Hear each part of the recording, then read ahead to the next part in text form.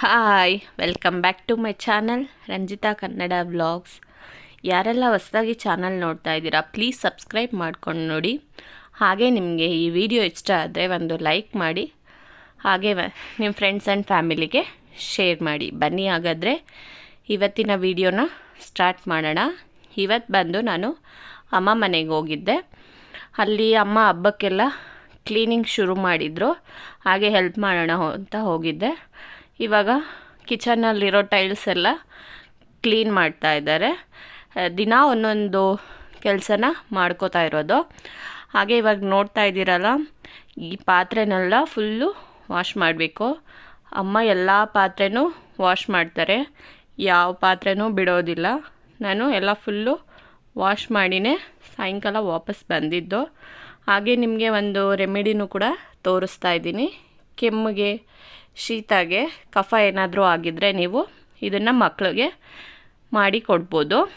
ನಾನಿಲ್ಲಿ ಒಂದೆರಡು ಬೆಳ್ಳುಳ್ಳಿ ಎಸ್ಲನ್ನು ತೊಗೊಂಡಿದ್ದೀನಿ, ಹಾಗೆ ಒಂದು 4 ಮೆಣಸಿನ ಕಾಳು, ಹಾಗೆ ಒಂದು ಲವಂಗ, ಹಾಗೆ ಇದು ಒಂದು ದೊಡ್ಡ ಪತ್ರೆ ಎಲೆನ ತೊಗೊಂಡಿದ್ದೀನಿ.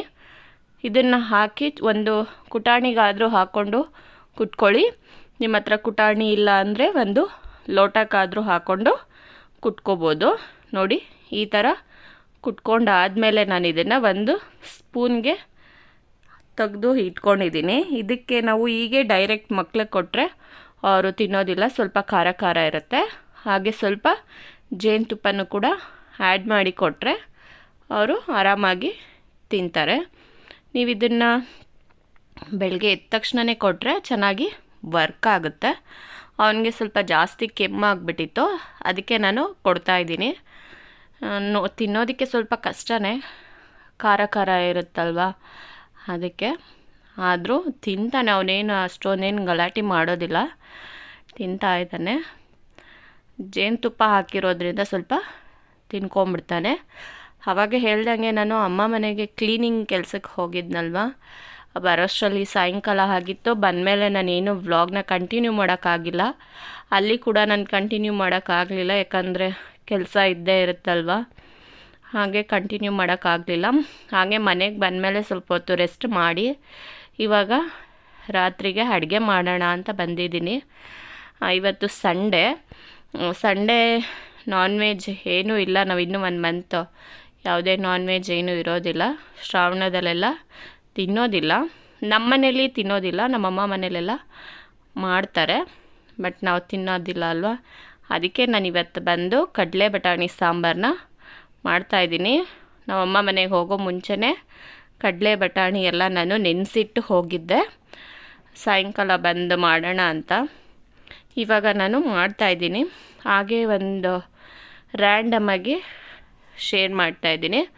ನಾನಿಲ್ಲಿ ಒಂದು ಕುಕ್ಕರ್ ಇಟ್ಕೊಂಡಿದ್ದೀನಿ. ಕುಕ್ಕರ್ಗೆ ನಾನಿಲ್ಲೊಂದು 2 ಸ್ಪೂನಷ್ಟು ಆಯಿಲ್ನ ಹಾಕ್ಕೊಂಡು ಅದಕ್ಕೆ ಬೆಳ್ಳುಳ್ಳಿ, ಚಕ್ಕೆ, ಲವಂಗ, ಸ್ವಲ್ಪ ಮೆಣಸು, 1-2 ಹಸಿಮೆಣಸಿನ್ಕಾಯಿ, ಹಾಗೆ ಸ್ವಲ್ಪ ಶುಂಠಿ, ಆಮೇಲೆ ಈರುಳ್ಳಿ, ಹಾಗೆ ಒಂದು ಟೊಮೆಟೊನೂ ಕೂಡ ನಾನು ಹಾಗೆ ಹೆಚ್ಚಾಕೋತಾ ಇದ್ದೀನಿ. ನಾವು ಹೇಗೆ ಚಿಕನ್ ಸಾಂಬಾರು ಮಾಡ್ತೀರಿ ಅದೇ ಥರ ಮಾಡೋದ್ರಿಂದ ಟೇಸ್ಟ್ ಕೂಡ ಚೆನ್ನಾಗಿರುತ್ತೆ. ನೀವು ಕೂಡ ಒಂದ್ಸರಿ ಮನೇಲಿ ಟ್ರೈ ಮಾಡಿ. ಇವಾಗ ನಾನು ಟೊಮೆಟೊ ಎಲ್ಲ ಹಚ್ಚಾಕೊಂಡಾದಮೇಲೆ ಚೆನ್ನಾಗಿ ಫ್ರೈ ಮಾಡ್ಕೋತಾ ಇದ್ದೀನಿ. ನಾವೆಷ್ಟು ಫ್ರೈ ಮಾಡ್ತೀರಿ ಮಸಾಲಾನ ಅಷ್ಟೇ ಚೆನ್ನಾಗಿರುತ್ತೆ ಸಾಂಬಾರು ಕೂಡ. ಹಾಗೆ ನಾನು ಒಂದು ಕಡೆ ಕಾಯಿನೆಲ್ಲ ಕಟ್ ಮಾಡಿ ಮಿಕ್ಸಿಗೆ ಹಾಕೋತಾ ಇದ್ದೀನಿ. ನಾನೇನು ತುರಿಯೋದಕ್ಕೆ ಹೋಗ್ತಾ ಇಲ್ಲ, ಹಾಗೆ ಚಿಕ್ಕ ಚಿಕ್ಕದಾಗಿ ಕಟ್ ಮಾಡಿಕೊಂಡು ಒಂದು ಸರಿ ಗ್ರೈಂಡ್ ಮಾಡ್ಕೊಂಬಿಟ್ರೆ ಪೇಸ್ಟ್ ಥರ ಆಗಿಬಿಡುತ್ತೆ. ಕುತ್ಕೊಂಡು ತುರಿಯೋದೆಲ್ಲ ಇಲ್ಲ, ಯಾವಾಗಾದರೂ ಅಪರೂಪಕ್ಕೆ ಮಾತ್ರ ಆ ಥರ ಮಾಡ್ತೀನಿ. ಇಲ್ಲಾಂದರೆ ಯಾವಾಗೂ ನಾನು ಈ ಥರನೇ ಕಟ್ ಮಾಡ್ಕೊಂಬಿಡ್ತೀನಿ. ಹಾಗೆ ಒಂದು ಸೈಡು ಅದು ಕೂಡ ಫ್ರೈ ಆಗ್ತಾಯಿದೆ, ಇನ್ನೊಂದು ಸೈಡ್ ನಾನು ಇದನ್ನು ರೆಡಿ ಮಾಡ್ಕೋತಾ ಇದ್ದೀನಿ. ಹಾಗೆ ಇನ್ನೂ ಒಂದು ಕಡೆ ನಾನು ರೈಸ್ ಕೂಡ ಇಟ್ಕೊಂಡು ಹಾಗೆ ಮುದ್ದೆಗೂ ಕೂಡ ಇಟ್ಕೊಂಡಿದ್ದೀನಿ. ಎಲ್ಲ ಬೇಗ ಆಗಲಿ ಅಂತ, ಟಯರ್ಡ್ ಆಗಿರೋದ್ರಿಂದ ಸ್ವಲ್ಪ ಬೇಗ ಮಲ್ಕೊಳ್ಳೋಣ ಅಂತ ಬೇಗ ಮಾಡ್ತಾಯಿದ್ದೀನಿ. ಹಬ್ಬ ಬಂದರೆ ಹಂಗೆ ಅಲ್ವಾ, ತುಂಬ ಕೆಲಸ ಇರುತ್ತೆ. ಎಷ್ಟು ಮಾಡಿದರೂ ಹಬ್ಬ ಆಗೋವರೆಗೂ ಕೆಲಸ ಮುಗಿಯೋದೇ ಇಲ್ಲ. ಯಾವಾಗ ಹಬ್ಬ ಮುಗಿಯುತ್ತೋ ಅಂತ ಕಾಯ್ತಾ ಇರ್ತೀರಿ. ಆ ಥರ ಆಗಿದೆ. ಇವಾಗ ನಾನು ಮಿಕ್ಸಿನ ಏನು ಕಾಯಿನ ರುಬ್ಬಿಟ್ಕೊಂಡಿದ್ನಲ್ವ, ಅದಕ್ಕೆ ನಾನು ಏನು ಫ್ರೈ ಮಾಡ್ಕೊಂಡಿದ್ದೆ ಅದನ್ನೆಲ್ಲ ಆ್ಯಡ್ ಮಾಡಿಕೊಂಡು ರುಬ್ಕೊತಾ ಇದ್ದೀನಿ. ಹಾಗೆ ಅದೇ ಕುಕ್ಕರ್ಗೆ ನಾನು ಒಗ್ಗರಣೆ ಕೂಡ ಹಾಕೋತಾ ಇದ್ದೀನಿ. 1 ಸ್ಪೂನ್ ಆಯಿಲ್ ಹಾಕ್ಕೊಂಡು ಸ್ವಲ್ಪ ಸಾಸಿವೆ ಹಾಗೆ ಈರುಳ್ಳಿ ಕರಿಬೇವನ್ನ ಹಾಕ್ಕೊಂಡು ಸ್ವಲ್ಪ ಈರುಳ್ಳಿ ಎಲ್ಲ ಫ್ರೈ ಆಗೋವರೆಗೂ ಫ್ರೈ ಮಾಡ್ಕೊಳ್ಳಿ. ಫ್ರೈ ಮಾಡ್ಕೊಂಡು ಆದಮೇಲೆ ನಾವೇನು ನೆನೆಸಿಟ್ಟಿರ್ತೀರಿ ಕಾಳು ಅದನ್ನು ಕೂಡ ಹಾಕ್ಕೊಂಡು ಹಾಗೆ ಚೆನ್ನಾಗಿ ಫ್ರೈ ಮಾಡ್ಕೊಳ್ಳಿ. ಫ್ರೈ ಮಾಡ್ಕೊಂಡು ಆದಮೇಲೆ ನಾನಿವಾಗ ಇದನ್ನು ಪೇಸ್ಟ್ ಮಾಡ್ಕೊಂಡಿದ್ದೀನಿ. ನನ್ನ ಮಸಾಲೆಗೆ ಮತ್ತು ನಾನು ಕೊತ್ತಂಬರಿ ಪುದೀನ ಹಾಗೆ ಧನಿಯದ ಪುಡಿ ಖಾರ ಪುಡಿನೂ ಹಾಕ್ಕೊಂಡು ರುಬ್ಕೊಂಡಿದ್ದೀನಿ. ಇವಾಗ ಮಸಾಲೆನೂ ಹಾಕ್ಕೊಂಡು 1-2 ಮಿನಿಟ್ಸು ಈ ಥರ ಫ್ರೈ ಮಾಡ್ಕೊಳ್ಳಿ. ಆವಾಗ ಹಸಿ ಸ್ಮೆಲ್ಲ ಹೋಗುತ್ತಲ್ವ, ಆವಾಗ ಸಾಂಬಾರು ಕೂಡ ಟೇಸ್ಟಿಯಾಗಿರುತ್ತೆ. ನಿಮಗೆ ಯಾವ ಕನ್ಸಿಸ್ಟೆನ್ಸಿಗೆ ಬೇಕು ನೀರನ್ನು ಕೂಡ ಆ್ಯಡ್ ಮಾಡ್ಕೊಳ್ಳಿ. ನಾನಿಲ್ಲಿ ಮೀಡಿಯಮ್ಮಾಗಿ ಮಾಡ್ತಾಯಿದ್ದೀನಿ. ಹಾಗೆ ನಾನಿಲ್ಲಿ ಆಲೂಗೆಡ್ಡೆ ಬದನೆಕಾಯಿನೂ ಹಾಕ್ಕೊಂಡು ಉಪ್ಪನ್ನು ಕೂಡ ಸೇರಿಸ್ಕೊಂಡು 4-5 ವಿಜಿಲ್ ತೊಗೊಂಡ್ರೆ ಸಾಂಬಾರು ಕೂಡ ರೆಡಿ ಆಗುತ್ತೆ. ಹಾಗೆ ಒಂದು ಸೈಡ್ ಮುದ್ದೆ ಕೂಡ ಆಗ್ತಾ ಇದೆ. ಅಷ್ಟರಲ್ಲಿ ವಿಜಿಲ್ ಬರೋಷ್ಟರಲ್ಲಿ ನಾನು ಪಾತ್ರೆ ಎಲ್ಲ ಸಾಯಂಕಾಲ ತೊಳೆದಿಟ್ಟಿದ್ದ ಪಾತ್ರೆ ಎಲ್ಲ ಜೋಡಿಸ್ಕೊಂಡು ಸಿಂಕಲ್ಲಿರೋ ಪಾತ್ರೆನೆಲ್ಲ ಆಗಿಂದಾಗಲೇ ಕ್ಲೀನ್ ಮಾಡ್ಕೊಂಬಿಡ್ತೀನಿ.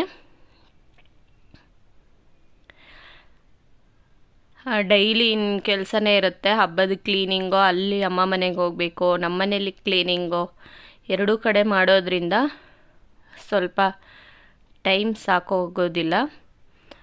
ಹಾಗೆ ವಿಡಿಯೋನೂ ಕೂಡ ಇಷ್ಟು ದಿನ ಹಾಕಿರಲಿಲ್ಲ. ನಾನು ಲಾಸ್ಟ್ ವಿಡಿಯೋದಲ್ಲೇ ಹೇಳಿದ್ದೆ ಸ್ವಲ್ಪ ಹುಷಾರಿರಲಿಲ್ಲ ಅಂತ. ಥ್ರೋಟ್ ಇನ್ಫೆಕ್ಷನ್ ಎಲ್ಲ ಆಗಿಬಿಟ್ಟಿತ್ತು. ಅದಕ್ಕೆ ವಾಯ್ಸ್ ಕೇಳಿದ್ರೇ ನಿಮಗೆ ಗೊತ್ತಾಗ್ಬೋದು ಲಾಸ್ಟ್ ವಿಡಿಯೋದಲ್ಲೆಲ್ಲ. ಹಾಗಾಗಿ ವಿಡಿಯೋ ಎಲ್ಲ ಹಾಕೋದಕ್ಕೆ ಆಗಿರಲಿಲ್ಲ. ನಾನು ಮತ್ತೆ ಇವಾಗ ರೆಗ್ಯುಲರಾಗಿ ವಿಡಿಯೋ ಎಲ್ಲ ಹಾಕ್ತೀನಿ. ಮುಂದೆ ಇನ್ನು ಹಬ್ಬದ ಕ್ಲೀನಿಂಗ್ ಇರ್ಬೋದು, ಹಬ್ಬದ ಪ್ರಿಪ್ರೇಷನ್ ಇರ್ಬೋದು, ಎಲ್ಲ ವೀಡಿಯೋಸ್ ಬರುತ್ತೆ. ನೋಡಿ ಎಲ್ಲರೂ ಸಬ್ಸ್ಕ್ರೈಬ್ ಮಾಡಿಕೊಂಡು ನೋಡಿ. ನಾನು ನಮ್ಮ ಮನೇಲಿ ಏನು ಹಬ್ಬ ಮಾಡೋದಿಲ್ಲ, ಮಾಮೂಲಿ ಈ ದೀಪ ಹಂಚಿ ಪೂಜೆ ಮಾಡ್ತೀರಷ್ಟೇ. ವರಮಹಾಲಕ್ಷ್ಮಿ ಎಲ್ಲ ನಾನು ಕೂರಿಸೋದಿಲ್ಲ, ಜಸ್ಟ್ ಪೂಜೆ ಮಾತ್ರ ಮಾಡ್ಕೊಳ್ಳೋದು. ನಮ್ಮಮ್ಮ ಮನೆಯಲ್ಲಿ ಮಾಡ್ತಾರೆ. ನಾನು ಅಲ್ಲಿಂದ ವಿಡಿಯೋ ಎಲ್ಲ ಶೇರ್ ಮಾಡ್ತೀನಿ. ಇವಾಗ ಪಾತ್ರೆ ಎಲ್ಲ ತೊಳ್ಕೊಂಡು ಆದಮೇಲೆ ಹಾಗೇ ಸ್ಲ್ಯಾಬು ಕೂಡ ಕ್ಲೀನ್ ಮಾಡಿಕೊಂಡು ಅಷ್ಟರಲ್ಲಿ ವಿಜಿಲ್ ಕೂಡ ಬಂದಿದೆ.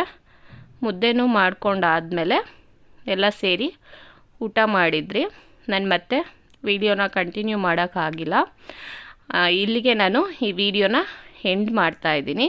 ನಿಮಗೆ ಈ ವಿಡಿಯೋ ಏನಾದರೂ ಸ್ವಲ್ಪನಾದರೂ ಇಷ್ಟ ಆಗಿದ್ದರೆ ಒಂದು ಲೈಕ್ ಮಾಡಿ, ಹಾಗೆ ನಿಮ್ಮ ಫ್ರೆಂಡ್ಸ್ ಆ್ಯಂಡ್ ಫ್ಯಾಮಿಲಿಗೂ ಕೂಡ ಶೇರ್ ಮಾಡಿ.